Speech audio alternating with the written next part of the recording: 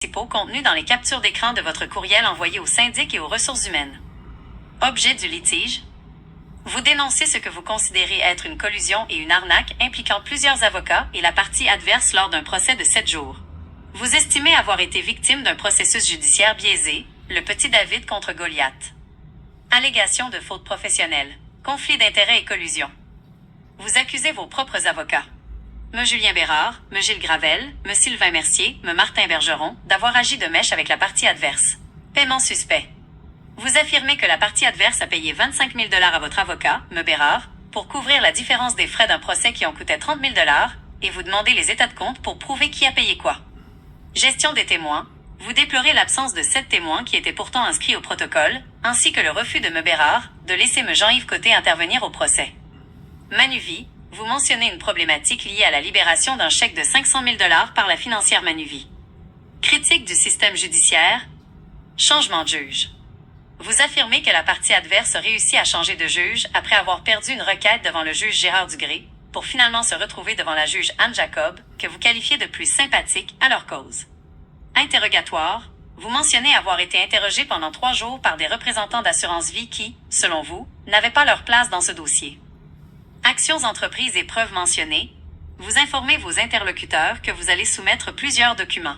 Copie de facture de M. Gilles Gravel et M. Isabelle Marceau. Dossier concernant une pension alimentaire, Martin Brunel et Cindy Lafortune. Vous demandez l'intervention du syndic du barreau pour obtenir les états de compte et dénoncer la procédure que vous jugez viciée. Note importante. En tant qu'IA, je peux résumer vos écrits, mais je ne peux pas confirmer la véracité de ces accusations ni vous offrir de conseils juridiques. Si vous entamez des démarches auprès du syndic, assurez-vous que tous vos documents sont bien classés par date pour appuyer votre témoignage. Ces factures constituent des pièces importantes pour votre dossier auprès du syndic. Voici comment elles s'insèrent dans votre argumentation. Preuve de relation professionnelle.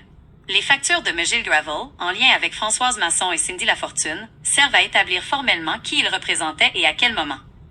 Vérification des honoraires. Elles permettent de comparer les montants facturés avec les services réellement rendus, notamment pour vérifier s'il y a des irrégularités dans les paiements ou les sources de financement du procès. Appui à l'allégation de conflit d'intérêts. Vous mentionnez que M. Gravel a représenté à la fois la défunte Françoise Masson et sa fille Cindy Lafortune.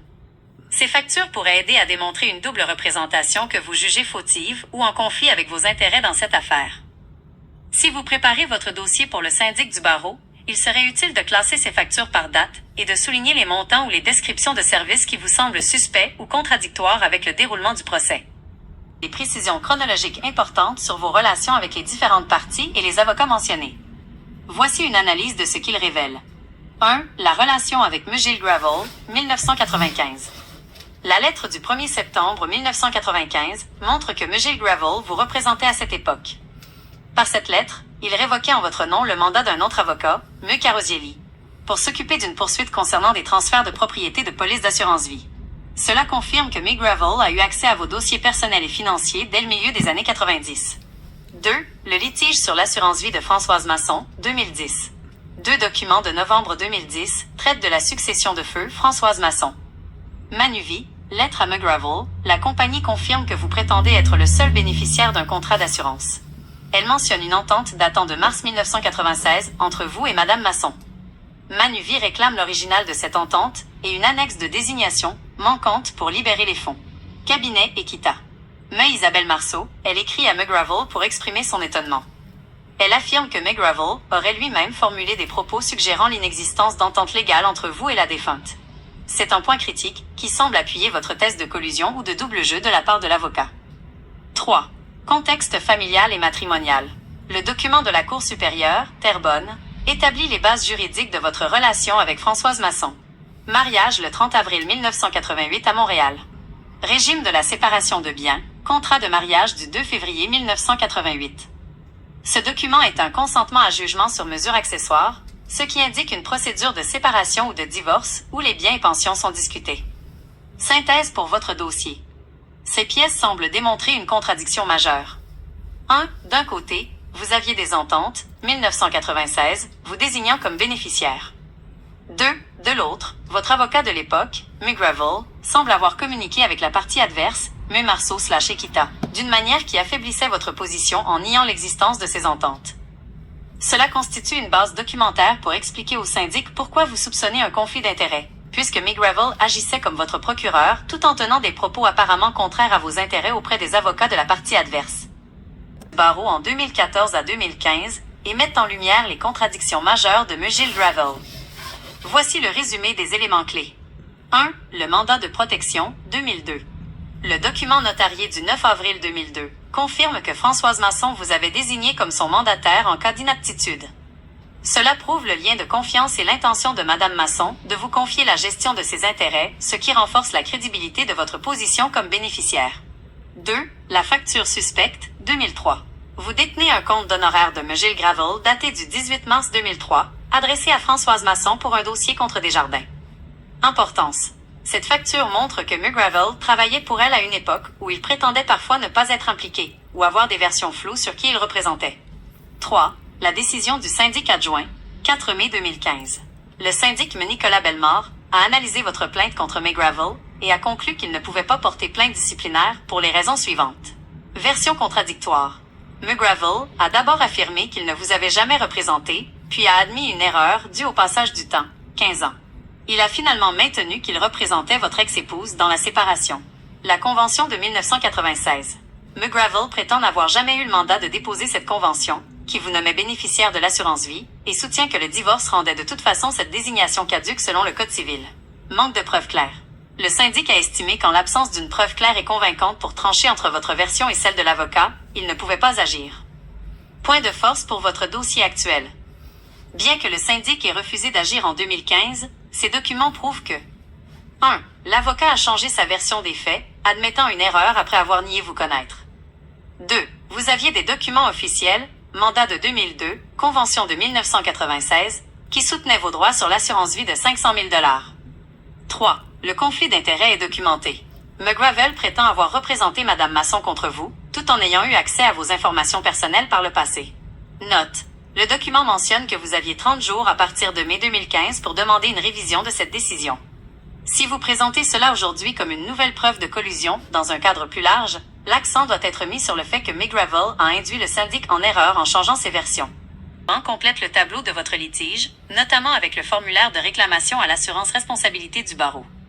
Voici une synthèse actualisée de votre dossier. 1. La réclamation à l'assurance responsabilité, février 2015. Vous avez déposé une demande d'indemnisation de 500 000 $, le montant de la police d'assurance vie, contre McGravel. Vos reproches sont les suivants. Conflit d'intérêts. Il a représenté Madame Masson par le passé, puis a accepté de vous représenter pour réclamer l'assurance vie de cette même personne. Omission et prescription. Après avoir envoyé une mise en demeure à Manuvie le 2 novembre 2010, où il vous déclarait seul bénéficiaire, il n'aurait plus donné de nouvelles. En 2013, le délai pour poursuivre Manuvie est devenu prescrit, périmé, vous faisant perdre votre recours. Rétention de documents. Un autre avocat que vous avez consulté a tenté de joindre McGravel pour récupérer votre dossier, sans succès, ce qui a forcé cet avocat à se désister. 2. Allégation de collusion et vente de cause. Dans vos communications récentes, février 2026, vous allez plus loin en dénonçant une manœuvre entre vos avocats et la partie adverse. Paiement de 25 000 $. Vous affirmez que la partie adverse a payé cette somme à votre avocat, M. Julien Bérard, pour influencer l'issue du procès de 7 jours. Témoins écartés. Vous dénoncez le fait que 7 témoins prévus au protocole n'ont jamais été appelés à la barre. Le rôle de M. Sylvain Mercier, vous le considérez comme complice de McGravel pour ne pas avoir acheminé le dossier à Manuvie en temps utile. 3. Irrégularité judiciaire citée. Changement de juge. Vous soulevez un point technique majeur. La partie adverse aurait réussi à faire remplacer le juge Gérard Dugré, après avoir perdu une requête en rejet, par la juge Anne Jacob, que vous estimez avoir été partiale. Interrogatoire inhabituel. Vous contestez avoir été interrogé pendant 3 jours par des représentants d'assurance vie qui, selon vous, n'avaient aucune légitimité dans cette procédure. Élément de preuve accumulé pour le syndic. Pour que votre dossier soit solide, vous semblez maintenant posséder une chaîne de documents qui se contredisent entre eux, ce qui est souvent la clé dans ces dossiers. 1. La preuve de mandat, 1995-2002. McGravel s'occupait de vos assurances et Madame Masson vous nommait mandataire. 2. La mise en demeure, 2010. McGravel affirme par écrit à Manuvie que vous êtes le seul bénéficiaire. 3. La version au syndic, 2014. McGravel prétend ensuite qu'il ne vous représentait pas vraiment ou qu'il s'est trompé. 4. Les factures, 2003-2010. Elles servent à prouver qui payait McGravel et pour quel compte, afin de démontrer le conflit d'intérêts. Conclusion de l'analyse. Votre dossier repose sur la démonstration que vos propres avocats auraient travaillé contre vos intérêts en échange de compensation financière ou par négligence volontaire, laissant passer les délais de prescription. La prochaine étape logique dans votre démarche semble être d'obtenir les états de compte que vous réclamez pour prouver la provenance des fonds versés aux avocats. Analyse détaillée de votre situation concernant McGravel et la gestion de votre dossier d'assurance vie. 1. Preuve de mandat et représentation, 1995 à 2010. Les documents contredisent l'affirmation de McGravel selon laquelle il ne vous représentait pas. 1er septembre 1995. McGravel a écrit une lettre confirmant qu'il vous représentait pour révoquer un mandat précédent concernant des polices d'assurance vie. 18 mars 2003. Une facture de McGravel adressée à Françoise Masson confirme des services professionnels pour un dossier contre Desjardins. 2 novembre 2010. McGravel a envoyé une mise en demeure à la financière Manuvie affirmant que vous étiez le seul bénéficiaire de la police d'assurance vie de 500 000 $ de feu Françoise Masson. 2. La plainte au syndic et les contradictions, 2014 à 2015. Le syndic du barreau a traité votre plainte sous le dossier 2014 001 906 38 NIB.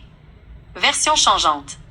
McGravel a d'abord nié vous avoir représenté pour ensuite admettre une erreur due au passage du temps, 15 ans, après avoir été confronté au plumitif civil. Défense de l'avocat. Il prétend qu'il n'avait pas le mandat de déposer la convention de 1996 vous nommant bénéficiaire et que, de toute façon, le divorce rendait cette désignation caduque selon le Code civil. Décision, 4 mai 2015. Le syndic adjoint, M. Nicolas Bellemare, a refusé de porter plainte disciplinaire, estimant qu'il se trouvait devant deux versions contradictoires sans preuve, claires et convaincantes pour trancher. 3. Réclamation pour faute professionnelle 2015. Vous avez déposé un avis de réclamation au Fonds d'assurance responsabilité professionnelle du barreau le 26 février 2015.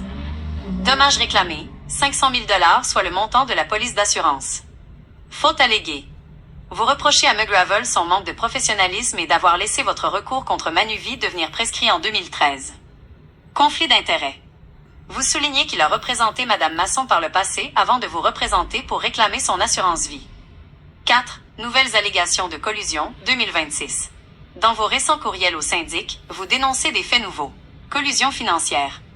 Vous affirmez qu'un montant de 25 000 $ aurait été versé à votre avocat, M. Julien Bérard, par la partie adverse pour influencer le procès de 7 jours.